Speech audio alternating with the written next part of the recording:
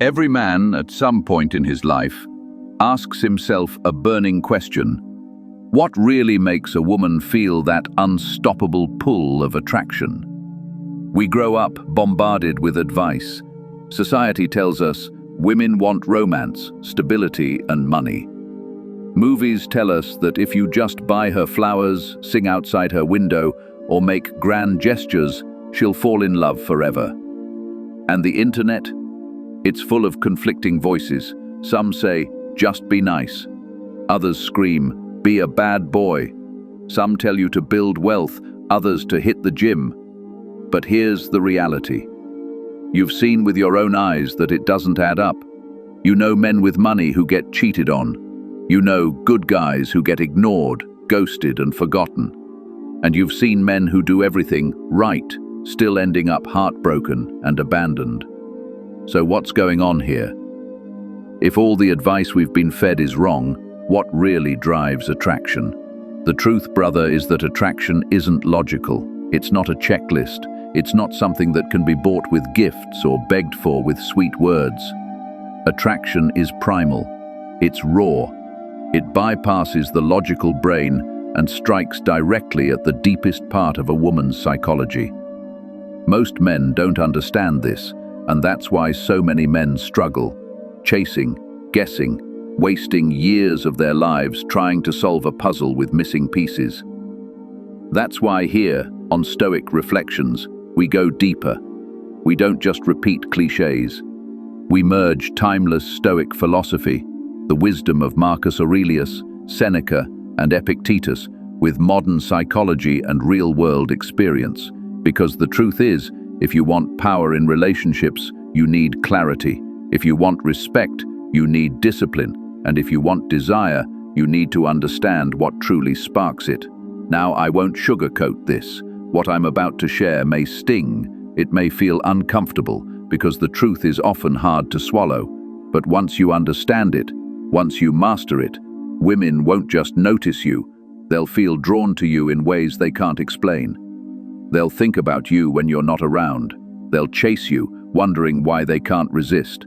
So, if you're tired of confusion, tired of doing everything right and still getting it wrong, if you're ready to finally break through the lies and see attraction for what it really is, lean in. Because what I'm about to reveal will change the way you see women forever. One of the most misunderstood parts of attraction is something so simple that most men overlook it. Pacing. Now, I don't mean pacing like how fast you walk or how quickly you text back. I mean the pacing of how you escalate things with a woman. The rhythm, the timing, the art of moving from one stage of connection to the next without rushing, without creeping her out, and without losing the spark. Most men fail here, and they fail because they confuse speed with strength. They think if they just go faster, if they get more direct, more explicit, more aggressive, she'll give in. But that's not how women's psychology works. Here's the harsh truth. For men, attraction is like a light switch, on or off, instant, a look, a touch, a fantasy, and the switch flips. But for women, attraction is more like a fire. It starts small, it flickers, it grows slowly as oxygen feeds it, but if you throw a bucket of gasoline on it too soon, it doesn't create passion, it creates chaos, and often, it kills the flame. This is where Stoicism comes in. The Stoics taught us the importance of self-control. Epictetus once said, "No man is free who is not master of himself." The same rule applies to attraction. If you cannot control your own pacing, your words, your energy, your timing, you destroy the very connection you're trying to build. Think about it. How many men ruin their chances by being too eager, by sending that late-night explicit message too soon, by skipping over the tension, the mystery, the slow burn? They confuse lust with connection. They think sexual attraction is separate from emotional connection, but they are deeply intertwined. This is the overlooked truth. A woman can feel a powerful emotional connection through sexual desire itself, and when a man knows how to pace it, how to build it carefully, step by step, she'll often find herself saying, "I don't know why I did that, I just felt a connection." Notice something, she's not saying, "I did it because he was rich," or "I did it because he bought me dinner." No, she's saying she felt a connection, and that's the point most men miss. I've coached men with millions in their bank accounts who still couldn't keep a woman's interest for more than a few weeks. Money can open doors, sure, it can create opportunity, but it doesn't create that primal pull. Why? Because women experience attraction in layers. There's the safe and stable connection, the kind that makes her feel you could be a good provider or long-term partner. There's the fun and exciting connection, the kind that makes her laugh, that makes her feel alive in the moment. And then there's the dangerous connection, the one that lowers her guard, makes her feel tingly, a little vulnerable, a little curious about crossing the line with you. That dangerous connection is what most men never create. And it's what women crave the most but rarely admit out loud. So how do you create it? It begins with words, with suggestion, with pacing that sparks her imagination instead of overwhelming her senses. For a woman, just talking about sex can be sexy, if it's done in the right way. Why? Because when she speaks something intimate out loud, and you respond with confidence, teasing, and without judgment, the energy shifts. Suddenly, it's not just words, it's a dance. She starts volleying back, she starts imagining. And her imagination is your greatest ally because her arousal template, yes, that's a real thing, begins lighting up like a switchboard. Now, here's where most men fail. They either avoid the topic entirely, staying stuck in the safe friend zone, or they leap too far, too fast, and end up being the creepy guy who kills the mood. The art is in the middle. Subtle, suggestive, just enough to spark curiosity without removing the mystery. Let me give you a real example. A man I once worked with had everything on the surface. Tall, confident, well-dressed, the kind of guy who looks like he has it all figured out. He was dating a beautiful woman, and they were still in the early stages, that delicious, mysterious, getting to know each other phase. The tension was building, the spark was there, and then he blew it. Out of nowhere, he sent her a link to a website selling submissive and dom lingerie, chokers, chains, leather straps, the whole catalogue. Not only that, he followed it up with, "I've got a shopping cart ready for you." Now pause for a second. Imagine being in her shoes. You've been intrigued by this man. You're curious, even a little excited. But instead of building tension step by step, he shoves the end of the movie in your face. The message she received wasn't, "I'm interested in you." The message was, "You're just an object, and I want to do dirty things to you." Did it intrigue her at first? Maybe. But did it kill the vibe instantly? Absolutely. Why? Because the pacing was off. He skipped over the mystery, the intrigue, the anticipation, and went straight to the explicit. That's like slamming the fast-forward button in a movie before the plot even begins. This is the mistake most men make. They confuse shock value with seduction.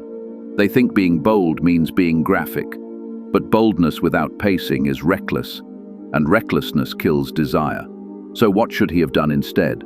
Let's imagine the better way. Instead of sending the full catalogue, he could have sent a message like, "I was thinking about your favorite color today, and I saw something you might like.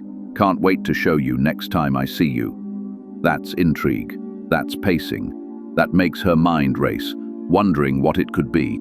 Even better, he could have taken a cropped snapshot of one small detail, maybe the edge of a lace strap, or just a piece of fabric, and texted, "Guess what this is?" That's not explicit, that's playful, that's mysterious. And here's the secret. Her imagination will always create something more powerful than whatever you could send directly. Psychology proves this. When you give someone just enough information, their brain fills in the blanks with their own fantasies. And fantasies are far more powerful because they feel personal. They come from her. She owns them. Emily Nagoski, a sexual researcher, explains this perfectly. She says, Women need to see a situation as erotic in order to feel aroused. For men, arousal is an instant switch, on or off. But for women, it's a slow burn, a build-up. The more the imagination works, the hotter the desire becomes. This is why subtlety wins every time. Pacing, mystery, intrigue. These are the real tools of seduction. Not money, not looks, not cheesy pickup lines, but the ability to spark her imagination so she can't stop thinking about you when you're not around. Let me give you a practical comparison. Think about the difference between a romance novel and pornography. In porn, two strangers meet, maybe exchange a sentence or two, and 30 seconds later, they're in bed. For men, that works because we have an instant on-off switch for arousal. But in romance novels, which millions of women devour every year, the story always starts slow. There's tension, longing glances, subtle touches, a brush of the hand that lingers a little too long. And only after pages of build-up does it finally become explicit. And when it does, it's explosive. That's the female imagination at work. That's pacing. That's why women can read for hours and feel more turned on than they would from watching 10 minutes of visual stimulation. Because their arousal isn't in their eyes, it's in their minds. So the next time you're with a woman, remember this. The goal isn't to jump to the end. The goal is to make the story so captivating, so charged with tension, that when the moment finally arrives, it feels inevitable, like it had to happen, like she wanted it all along. Playful teasing, the spark that builds curiosity. Now let's talk about one of the most underrated tools in attraction, playful teasing. See, most men either go too safe, acting overly polite, bland and forgettable, or they go too aggressive, jumping straight into graphic talk that kills the mood. The sweet spot is in between. Playful, suggestive, but never crude. Imagine this. A woman compliments you on your shirt, your cologne, or maybe she gives you that flirty side eye. Most men would just say thank you. Safe, polite, but forgettable. A high-value man, though, he turns that moment into a spark. Here are a few examples you can steal. If she compliments you, smile and say, "Are you hitting on me right now? Calm down, we're in public, just wait till we get home." If she gives you that mischievous look, lean in a little and tease, "I knew you had a naughty side just waiting to come out." Notice what's happening here. You're not being graphic, you're planting a thought. You're giving her imagination something to play with. You're creating a space where her mind fills in the blanks, and trust me, her fantasies will be stronger than anything you could describe outright. Subtle questions, turning curiosity into desire. Now let's go one step further. Questions. Asking slightly risky but not over-the-top sexual questions can build massive attraction because it's safe and playful, but also charged with curiosity. You're inviting her to reveal a little piece of her desires without forcing it. Here are some powerful ones. Have you ever been skinny dipping? What do you think about public displays of affection? If no one was around, where's one place you'd actually consider doing it? These questions are genius for one reason. They're general. You're not saying, "you and me," you're asking in theory, and that creates safety.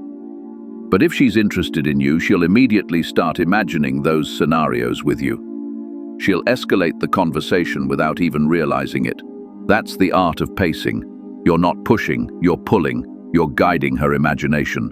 And when she invests in that imagination, the emotional connection deepens. The Stoic connection. Control yourself. Control the game. Now let's pause for a second and bring in the Stoic perspective. The Stoics taught that the man who controls himself controls the world. Marcus Aurelius wrote, "You have power over your mind, not outside events. Realize this, and you will find strength." In attraction, this is everything. Most men can't control their impulses. They want to rush. They want to get explicit too fast. They mistake urgency for power. But a man who paces himself, who knows how to hold back, who can guide the moment slowly, confidently, that man has power. Because think about it, which man is more desirable? The one who can't control himself, who gets desperate, needy, or graphic too soon? Or the man who teases, hints, plants images in her mind and makes her crave more? Women don't chase men who lose control. They chase men who stay grounded, patient, and confident enough to build tension, because tension is the currency of attraction. The bigger picture: emotional connection through sexuality. Most men think emotional connection means sharing childhood memories or being overly romantic. And yes, that's one form. But there's a deeper truth. When you introduce sexuality with subtlety, pacing, and curiosity, you're building a very specific kind of emotional connection, one that's directly linked to desire. You're not just creating attraction, you're creating association. She begins to associate you with excitement, curiosity, and forbidden thoughts. And once that association is in her mind, it's incredibly powerful. Here's the secret most men miss. If she starts participating willingly, teasing back, answering your playful questions, or escalating the topic herself, it means she's already thinking of you in that way. You don't have to push. You just have to let it unfold. Why women's romance novels are the ultimate seduction blueprint. If you've never picked up a women's romance novel, you're missing one of the greatest lessons in attraction. Think about it. Millions of women spend hours devouring these books. Why? Because they're written to tap directly into the female imagination. Notice how every story begins. It's slow, there's tension, glances across a room, a hand brushing against hers and lingering just a second too long. Conversations that drip with hidden meaning.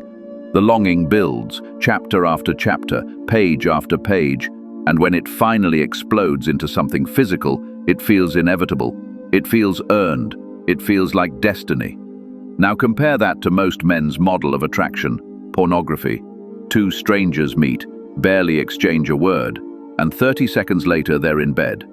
For men, that works because arousal is instant, but for women, it's empty, unrealistic, forgettable. Here's the hidden truth. Women don't just want the destination, they crave the journey. They need the mental foreplay, the anticipation, the sense of danger mixed with safety. And when you, as a man, can pace things like a story instead of rushing like a transaction, you become unforgettable. How to create the tipping point. When you get pacing right, teasing, hinting, letting her imagination do most of the work, you eventually hit a tipping point. This is the moment when her desire spills over, when she's not only willing, she's eager. And here's the magic. If you've built it correctly, she'll feel like it was her idea. She'll believe she crossed the line herself. That's what makes it so powerful. Because attraction that feels forced dies quickly. But attraction that feels chosen becomes addictive. Think about that.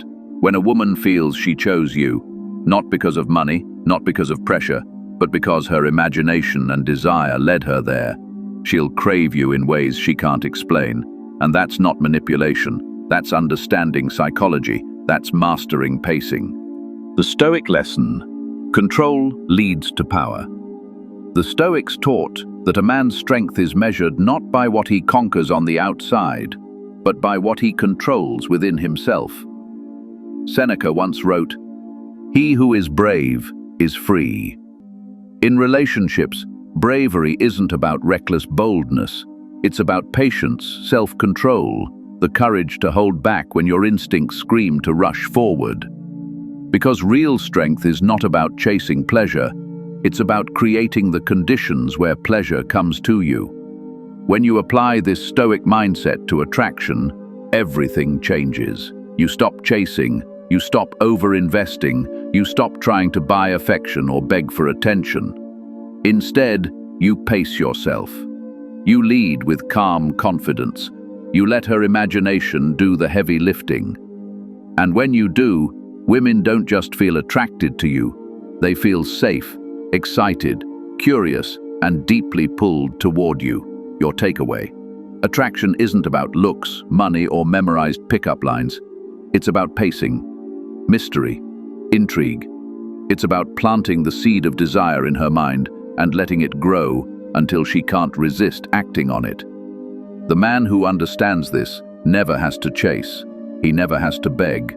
He becomes the kind of man women think about when they're alone at night.